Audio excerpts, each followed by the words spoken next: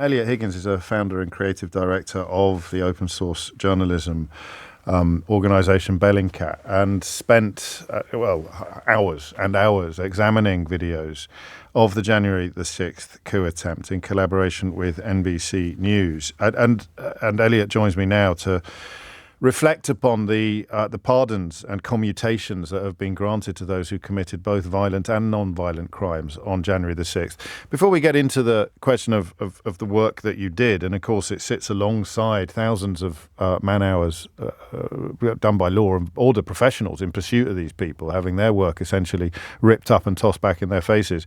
How do you personally respond to the pardons and commutations, Eliot? I think when you look at the composition of the people who were jailed, especially some of the most serious convictions, it's really scary. These are people who will take this pardon as justification for their actions that were intended to overthrow the government. And that is part of the thinking behind it, I think. We shouldn't be under any illusions that Donald Trump is sending a message to the kind of people minded to deploy violence in defense of him and his lies that they'll be okay. Absolutely. And if you look at these groups, they have a history prior to January 6th of being very pro-Trump, of attacking people they considered to be either enemies of their organizations or enemies of Trump's at various rallies and events. They have weapon charges. And these are people who are connected to law enforcement, the military. These are scary people. So just remind us of the bigger picture on those videos that you were poring over. Remind us of what went on. I was struck, refreshing my memory on some of the elements, by the number of police officers who took their own lives long after the events, the trauma of the events, and also perhaps the shaking of their worldview being such. Attempts by some in this country and in America to claim that certainly at the time, to claim that it wasn't a very big deal. How vicious were the scenes that you studied? It really escalated as the day went on. What you saw early on were groups led by organizations like the Proud Boys, a far-right militia, first arriving at the inaugural entrance. As the crowds gathered, the police, who were really understaffed, basically panicked and started firing tear gas into the crowd, which was a whole mix of different people. But that was enough to make the whole crowd push forward, surge towards the inaugural entrance, where you saw extreme violence being deployed against police officers who were trying to protect that entrance into the Capitol building. And what did you contribute to? What did you find as part of the work that you did with Bellingcat? So it's really understanding how the violence escalated. One factor that was missed was the involvement of the police and how their use of tear gas canisters, some of which were fired into the heads of people on the other side, led to an escalation in violence, but also the lack of police available. There was clearly an understaffing that led to the police having to over-respond using more violent tactics, which led to even more violence and the escalation.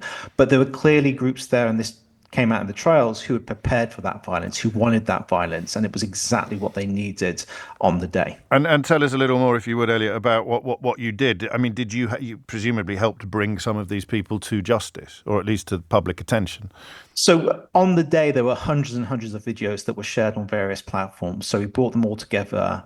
The next step was actually turning that into a timeline so we could understand how the events unfolded. Because if you watched it on the news, it was like, just scenes of random violence. It didn't seem to make very much sense. But that then allowed us to start tracking who were the ringleaders of these groups, who were the people who were at the front of this, who were the ones who made the decisions to push forwards or attack the police, that encouraged other people to do exactly the same. I'm almost circling back to the first question that I asked you, but the promise that Donald Trump was elected on the back of was to remove violent criminals from the streets of America, and one of his first acts as president is to return violent criminals to the streets of America. Absolutely. I mean, if you look at the makeup of the group, it's not fair to say everyone there is a kind of violent far-right criminal, but there were an awful lot of people who are like that. You had a mix of people who were conspiracy theorists. You had QAnon adherents, Pizzagate believers, yes. People who believing in the adrenochrome conspiracy theory. You had white nationalists, Christian nationalists. You have anti-government militia groups like the Boogaloo Movement and the Last Sons of Liberty. But most significantly were the Proud Boys and Oath Keepers. So these are far-right militias They are, in some cases, composed of former military and police.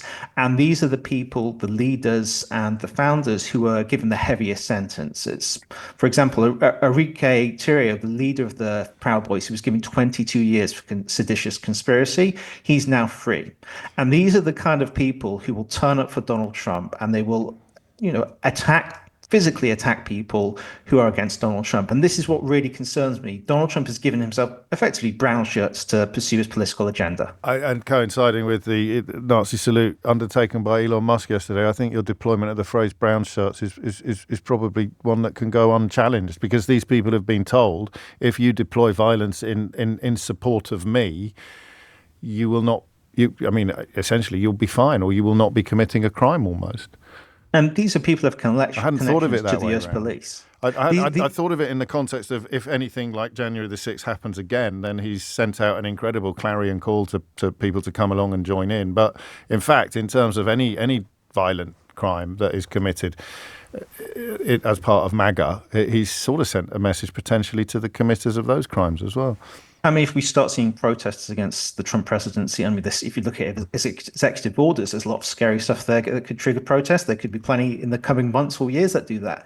He's going to have a group of people who are prepared to do violence on his behalf, understanding that they can be pardoned, even for the worst crimes they commit. And a word finally on the significance of his use of the word hostages in this case. It's a word we've heard a lot in recent months, obviously in entirely different circumstances. Donald Trump doesn't use words like that by accident. Well, he's trying to delegitimize the legal processes, the entire judiciary, really, that was behind this. The rule of law. It's from the authoritarian playbook. This is what we're seeing now, and they're seeing one sign after another. It's barely been 24 hours, and we're already seeing so much of this. And speaking of the authoritarian playbook, what would you be looking out for next, do you think? Not so much in the context of open source journalism, but in the context of history. Well, first I would see, these people he's released, how do they come together? How are they going to kind of present themselves to the world? Are they going to be on Fox News saying how unfair it was they were jailed? There's also, you have to consider the way the mainstreaming of far-right ideologies in the US through the likes of Newsmax and Fox News, bringing people on from the alt-right and the far-right and giving them a sense of legitimacy. So I'd watch out for those figures who've been released being given a platform on these mainstream media platforms. And I think you probably share my pessimism about the unlikelihood of that not happening, to deploy a double negative. Yes, indeed. It's really concerning. There's a lot to keep a close eye on in the US because it seems to be getting bad very, very rapidly. Eliot Higgins, founder of Bellingcat, an organisation I urge you to find out more about if you don't know already, and of course where Fox News and various other far-right sympathetic and adjacent outfits in America lead. There are plenty of pound shop British versions prepared to follow, so watch out for that.